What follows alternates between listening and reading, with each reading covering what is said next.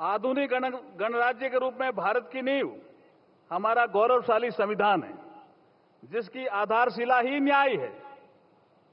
बाबा साहब भीमराव अंबेडकर जी को किसी ने पूछा था कि अगर प्रस्तावना की आत्मा को कहना पड़े तो आप क्या कहेंगे, तो उन्होंने कहा कि लिबर्टी, इक्वलिटी और फ्रेटर्निटी ये हमारे संविधान के प्रस्तावना की आत्मा है। जब उनको पूछा गया कि संविधान की आत्मा का जिक्र करेंगे और उनके लिए कि आप क्या कहेंगे कि कौन सी संविधान की आत्मा है, तो उन्होंने कहा आर्टिकल 32 मैं मानता हूं कि ये संविधान की आत्मा है। ये बाबा साहब का कोट था। सुप्रीम कोर्ट ने अधिक से अधिक क्षेत्रीय भाषाओं में फैसला उपलब्ध कराना शुरू कर दिया है और ये honourable chief justice doctor D.Y.. Chandrachud साहब की पहल है। हम आपका बहुत बहुत स्वागत और अभिनंदन करते हैं।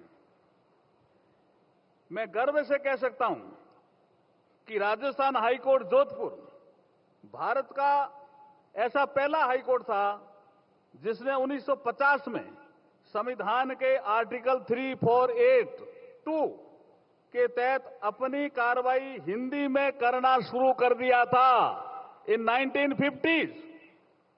उसके बाद 1969 में उत्तर प्रदेश हाईकोर्ट ने, फिर 1971 में मध्य प्रदेश हाईकोर्ट ने और 1972 में बिहार हाईकोर्ट ने हिंदी का प्रयोग शुरू किया था।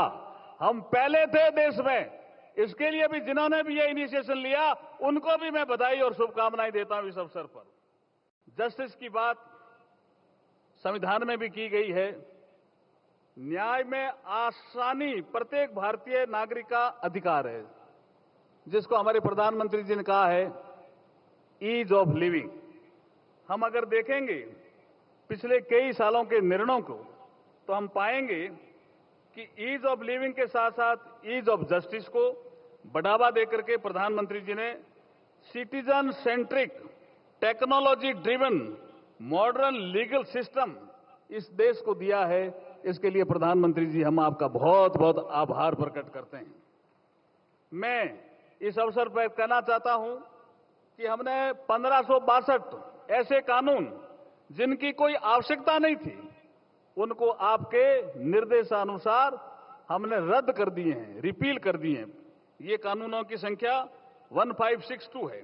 1 जुलाई 2024 से पुराने हमारे जो औपनिवेशिक काल के जो हमारे क्रिमिनल लॉज थे, भारतीय दंड संहिता, सीआरपीसी, इंडियन एविडेंस एक्ट, इनको भी हमने संशोधित करके भारत की वर्तमान परिस्थिति के अनुरूप लागू कर दिया है। 1 जुलाई 2024 से अंग्रेजों को भारत के नागरिकों को दंड देना था, इसलिए वो भारतीय दंड संहिता लेकर के आए।